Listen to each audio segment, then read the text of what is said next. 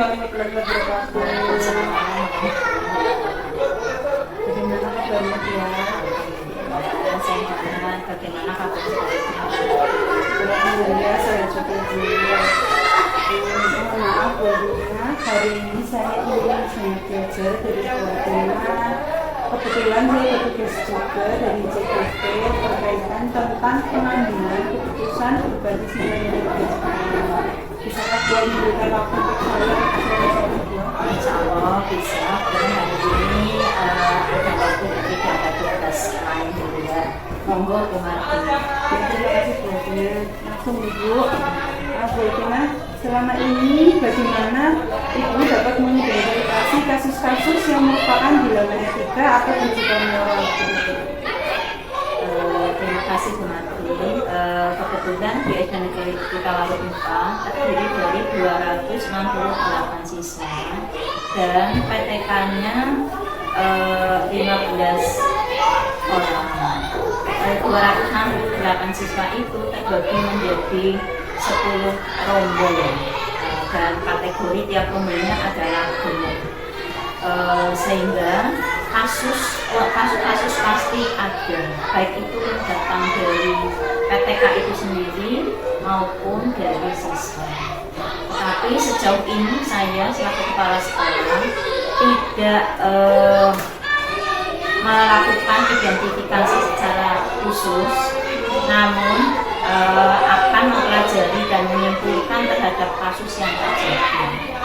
Kemudian kesimpulan tersebut akan digunakan sebagai bahan tindak lanjut untuk mengambil keputusan, baik itu dilema etika maupun rujukan moral.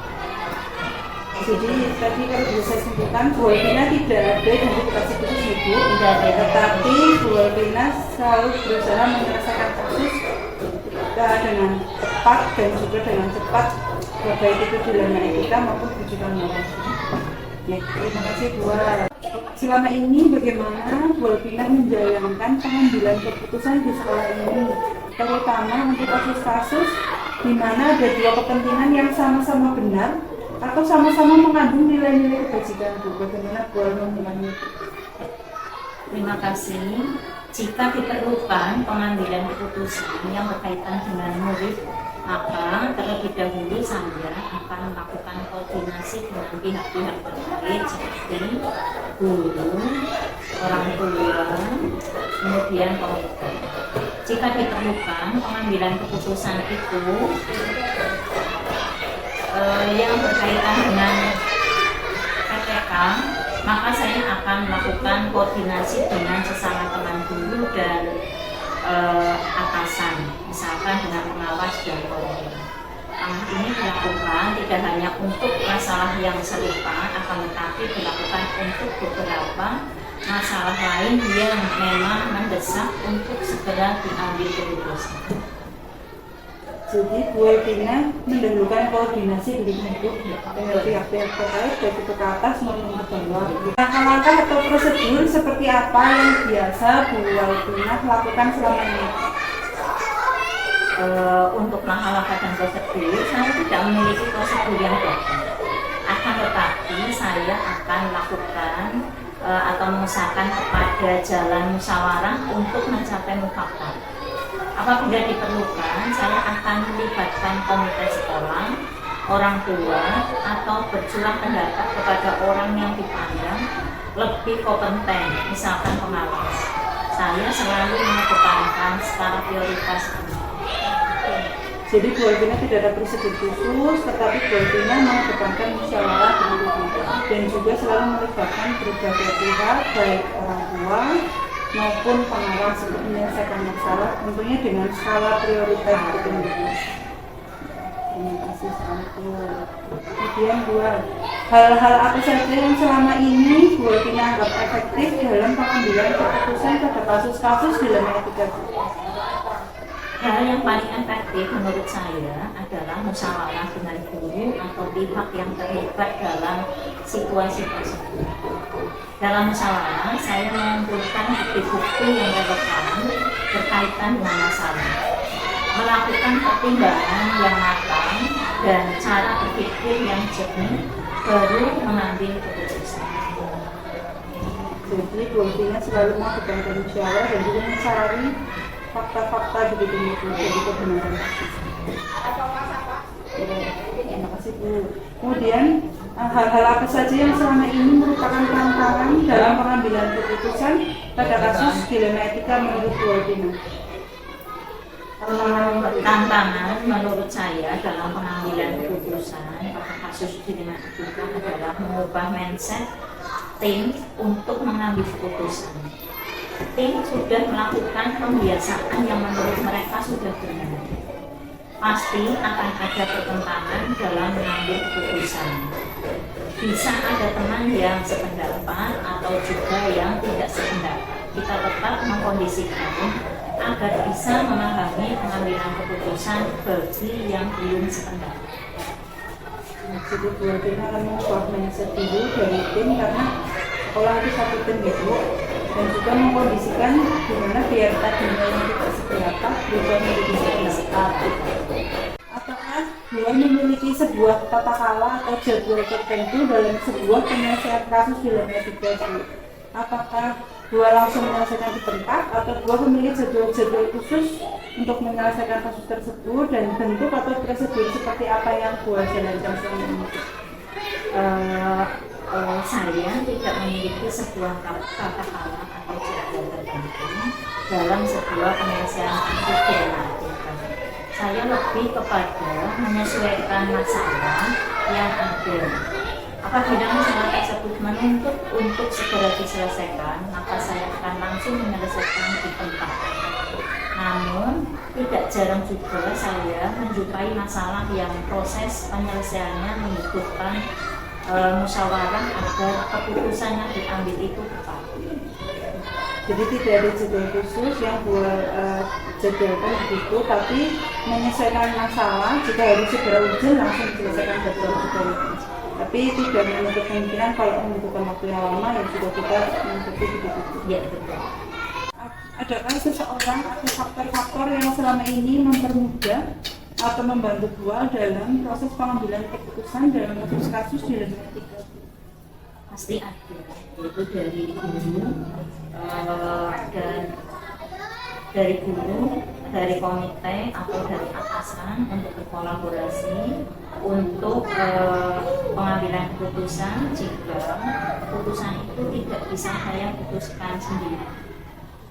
Nah, jadi menurut Bu kolaborasi terhadap guru, komite, dan pengawas itu yang sangat penting dalam menyelesaikan sebuah kasus. Jadi jika Bu belum bisa mengatasi sendiri. Kemudian Bu, dari semua hal yang sudah disampaikan tadi Bu, adakah pembelajaran yang dapat Bu petik dari pengalaman yang selama ini Bu lakukan dalam pengambilan keputusan yang berkaitan dengan dilema etika Bu? Salah satu pembelajaran tersebut adalah bahwa setiap pengambilan keputusan penting untuk dilakukan, yaitu musyawarah, baik dalam lingkup yang kecil maupun pada lingkup yang luas. Jadi goal yang paling penting di sini adalah musyawarah ya Bu untuk menyelesaikan sebuah masalah. Terima kasih sekali Bu. Pertanyaan yang terakhir, adakah rencana ke depan yang Bu akan lakukan dalam pengambilan keputusan yang dimana di situ mengandung unsur dilema etika Bu? Jadi jika ada dua belah kasus yang sama-sama menekankan benar dan benar gitu. Ya, terima kasih. Untuk pengambilan keputusan ke depan, saya tetap menerapkan prosedur dan musyawarah dalam mengambil keputusan. Jadi Bu akan menerapkan prosedur dan tetap musyawarah Bu. Jadi kalau bisa saya simpulkan dari percakapan kita hari ini sharing-sharing, jadi menurut Bu yang terpenting itu justru musyawarah ya Bu. Baik dengan dewan guru, dengan komite atau dengan atasan gitu terkait kasus-kasus yang ada di sekolah ini. Ya, karena menurut saya musyawarah itu adalah hal yang paling bijak, jadi tidak diambil keputusannya tidak diambil sepihak. Dan tentunya dengan musyawarah nanti tercipta iklim yang lebih kondusif begitu. Terima kasih sekali Bu sudah memberikan waktunya untuk saya. Saya doakan semoga Bu Tina tetap sehat dan juga sekolah ini semakin maju Bu. Terima kasih juga Bu Mardi, semoga untuk CDP-nya semakin lancar dan tetap sehat. Semangat Bu. Terima kasih Bu. Mohon pamit Bu.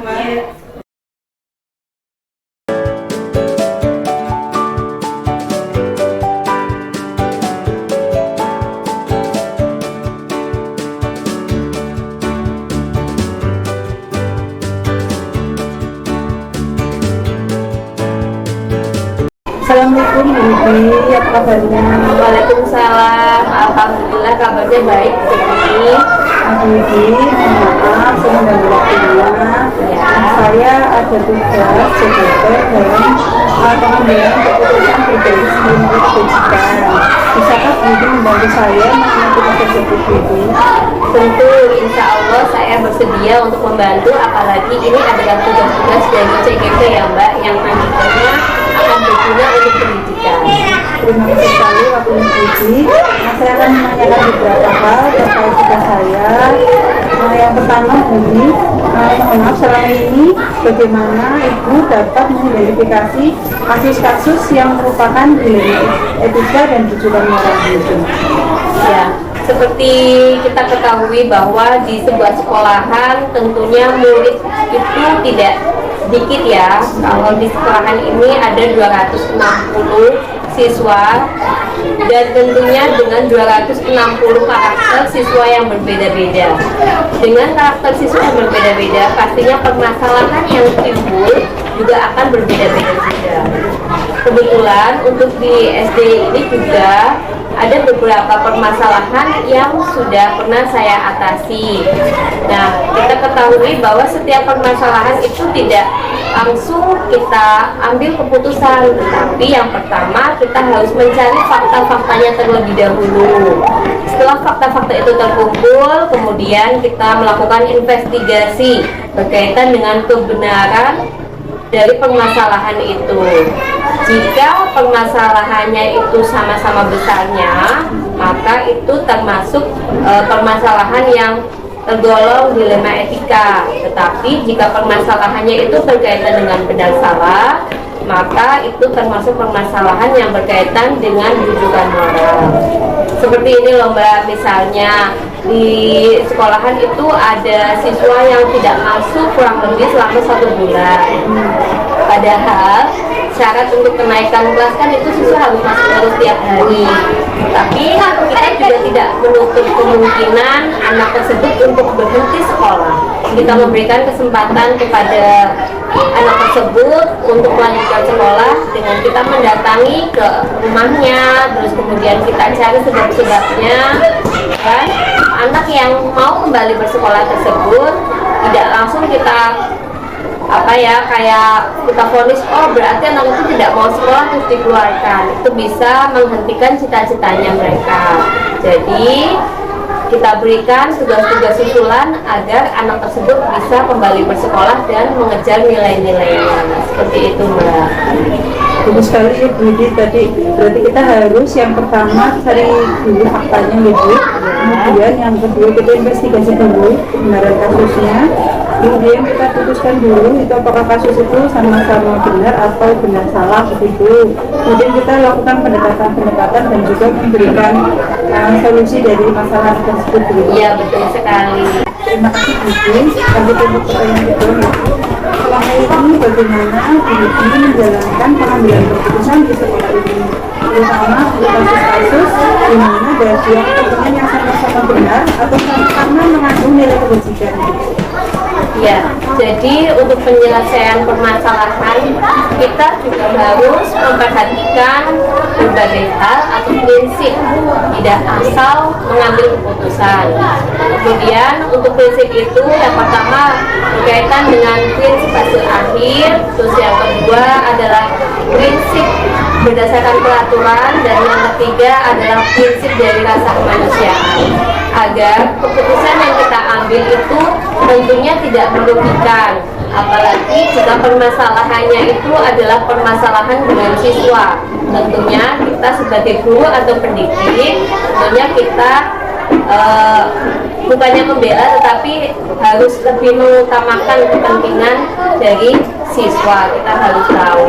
Dan dalam pelibatan penyelesaian sebuah keputusan itu kita juga harus melibatkan guru, baik itu guru mapel ataupun guru kelasnya, karena permasalahan yang ada dalam siswa itu pastinya pertama kali diketahui oleh guru kelas atau guru mapel yang secara langsung menangani anak tersebut.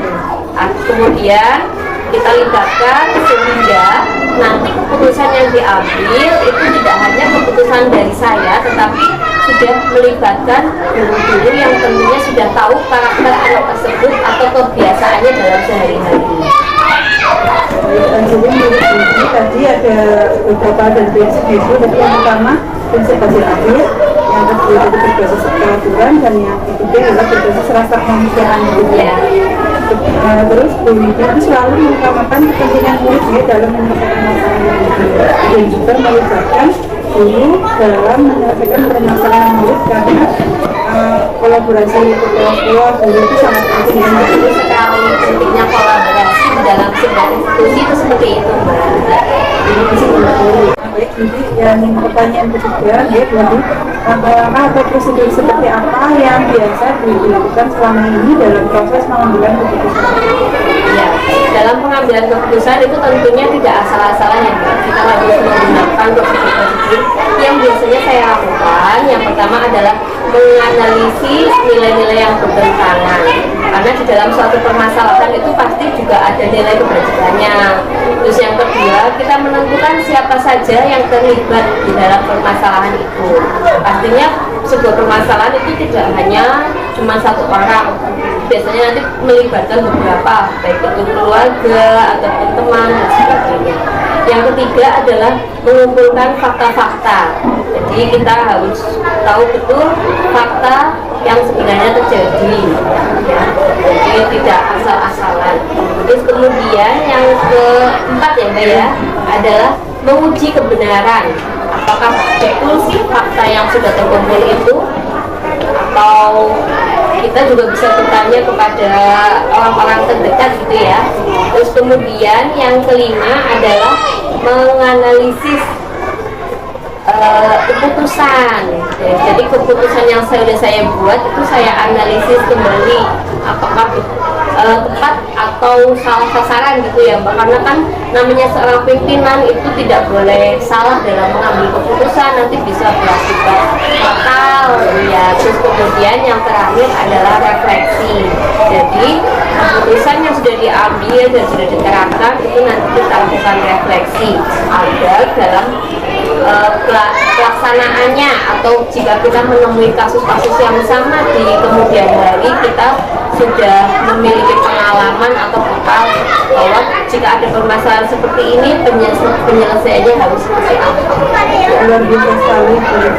Kalau bicara itu tadi yang pertama mengikuti analisis dulu nilai-nilai yang kemudian ditentukan dulu siapa saja yang terlibat, kemudian menunjukkan fakta-fakta yang sudah terjadi, kemudian menguji kebenaran dari kasus tersebut, dan yang kelima tadi analisis hasil keputusan lagi, yang terakhir harus refleksi begitu ya. Bisa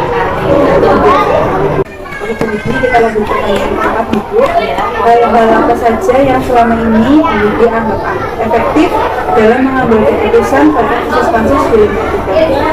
Ya, kalau menurut saya sih Mbak, dari beberapa itu yang paling efektif adalah investigasi kebenaran.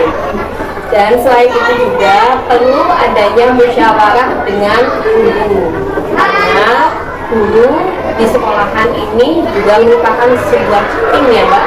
Guru, kemudian kepala sekolah, kemudian karyawan, itu adalah sebuah tim, dimana jika pengambilan keputusan itu tidak hanya dari kepala sekolah sendiri tetapi sudah dimusyawarahkan dengan guru, minimal itu meminimalisir dampak negatif dari pengambilan keputusan yang sudah diambil. Selain itu juga dengan adanya musyawarah ini tentunya bisa saling bertukar pikiran, saling berbagi solusi terbaik yang nantinya diputuskan dalam sebuah keputusan agar keputusan itu tadi tidak merugikan baik yang mengalami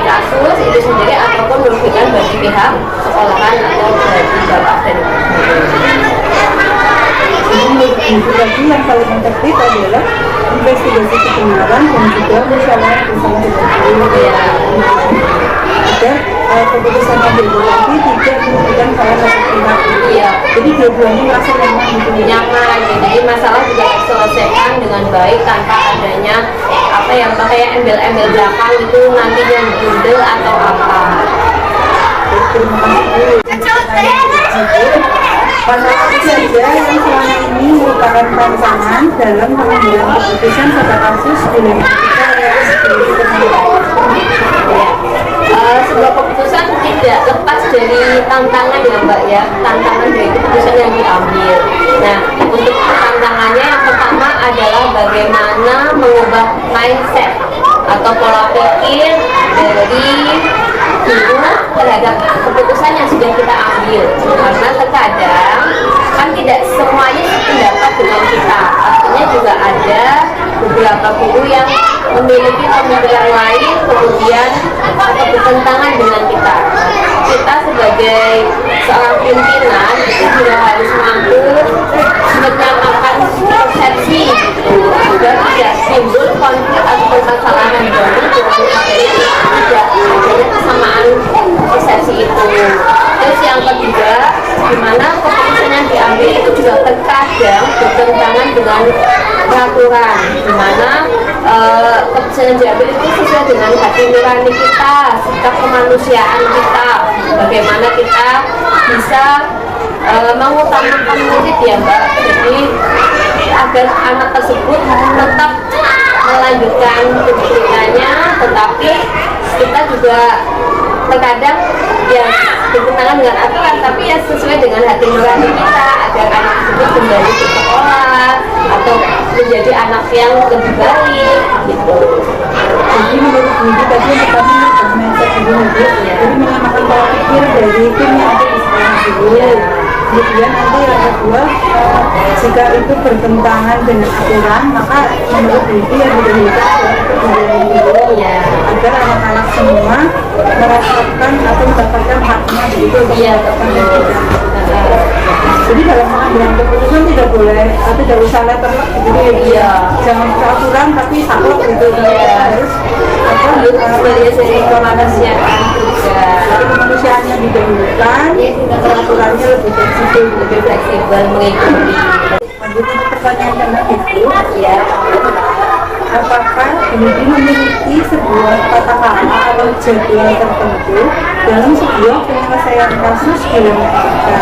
Apakah Budi langsungnya sedang berangkat atau Budi memiliki sebuah jadwal khusus untuk menyelesaikannya dan bentuk atau prosedur seperti apa yang pernah Budi jalankan?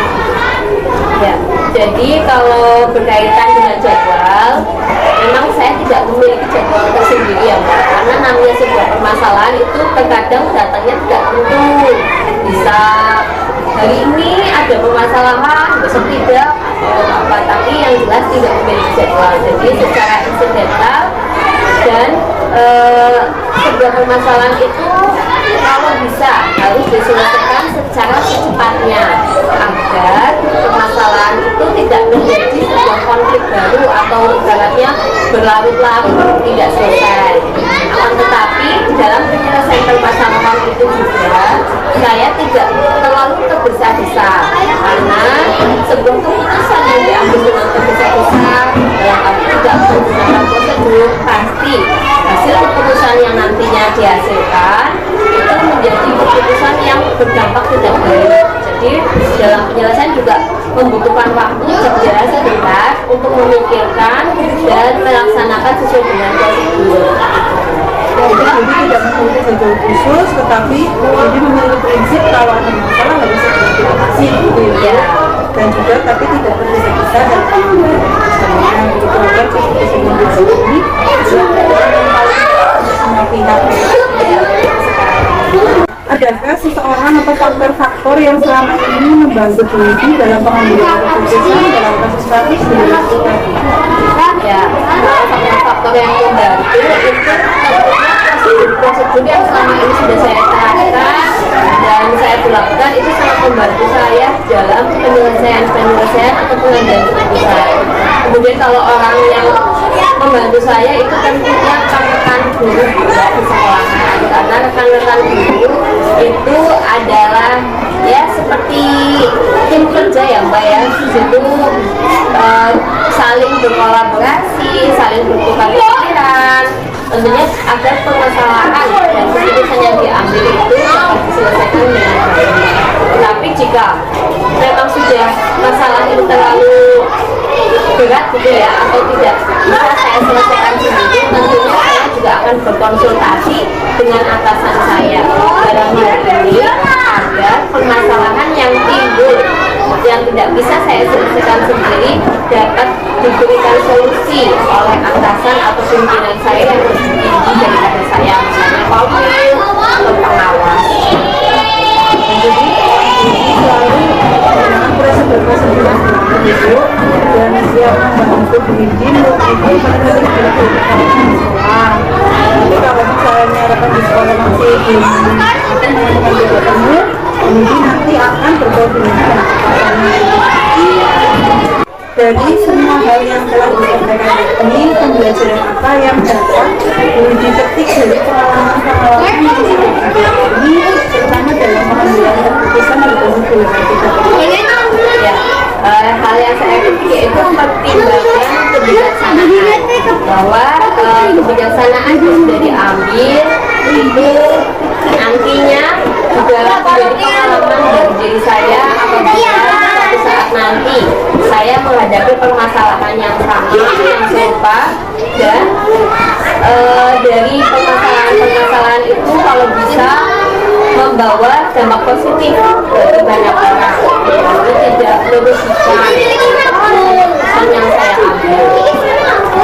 Kemudian bagi ibu yang bekerja dalam perkembangan jadi ibu selalu mempertimbangkan apapun yang diputuskan dalam kemudian apa rencana ke depan yang dilakukan dalam pengambilan keputusan yang menangani kondisi dalam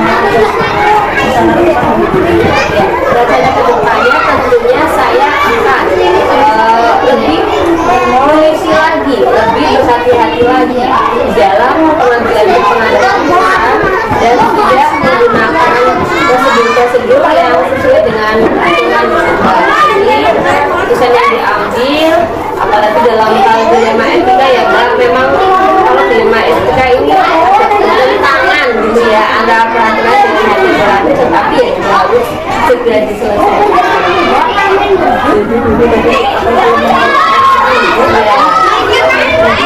aturan sama bagi kemanusiaan dia akan memilih Kemanusiaan dulu, makanya kita lebih bersifat seperti fleksibel gitu.